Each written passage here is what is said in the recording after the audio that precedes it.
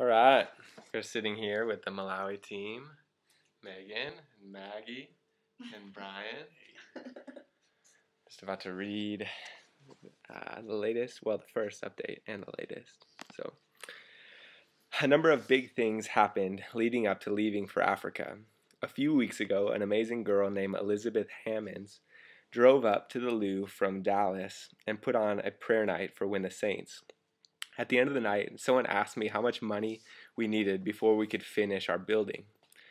$12,000 would allow us to fully complete it, I said. Someone standing next to that person followed up with another question. Are you scared that you won't raise it all?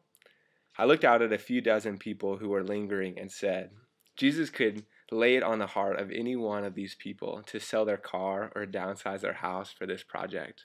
We live in amazing abundance, and Jesus owns the cattle on 1,000 hills. I'm not worried. 6 days later, we received an unexpected $20,000 donation in the mail. Exodus 25, verses 1 and 2. The Lord said to Moses, tell the Israelites to bring me an offering.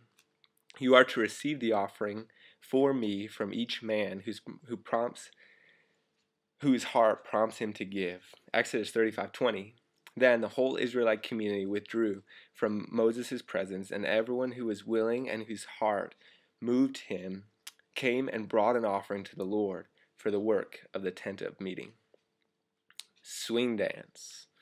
The Saturday before we left, there was a swing dancing fundraiser / going away party for the team. Megan Rands, Maggie Paluzola, and Brian Bachman, and I. It was a ton of fun, and we raised almost $700. Even more amazingly, we had nearly an equal number of guys and girls. Well done, gentlemen. Crosspoint. Have you heard of the worship band Phillips, Craig, and Dean? Well, the middle guy, Sean Craig, has a church in South County, and I got a wonderful opportunity to preach at their midweek prayer service. The presence of Jesus was heavy, and he was so faithful to move powerfully. My dad, who has seen me speak a number of times, was also there. Normally afterward, he gives me a few pointers to help me, but this time he said that there was nothing that he would have changed. They also received an offering for Win the Saints, but I will have to let you know later how much it was because I haven't got it yet. Eggs and bacon. The morning I left last Saturday, I met with a fantastic man for breakfast.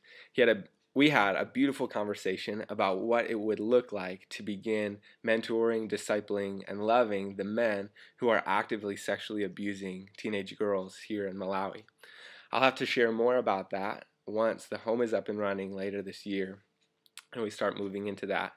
Anyways, as we were leaving, he asked me if I had raised all the money that I needed for the evangelism school this summer.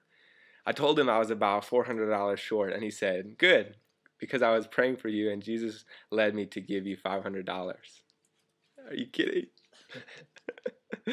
Psalms 115, verse 1. Not to us, O Lord, not to us, but to your name be the glory, because of your love and faithfulness. All right, a few last things. I got a cool opportunity to get interviewed by a guy named Sean Streeter from KTRS, and it aired at 6 a.m. the day we left.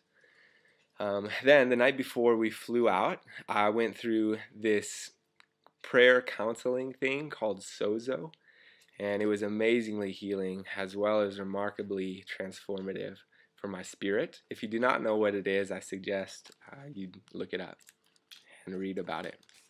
Lastly, we are in Malawi, but will be more to come about that. Then, this is an African proverb. It says, the one nearest to the enemy is the real leader. And Matthew 5, verses 43 through 47 from the Message.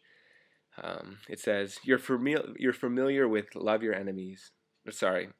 friends, hate your enemies. I'm challenging that. I'm telling you to love your enemies. Let them bring out the best in you, not the worst. This is what God does.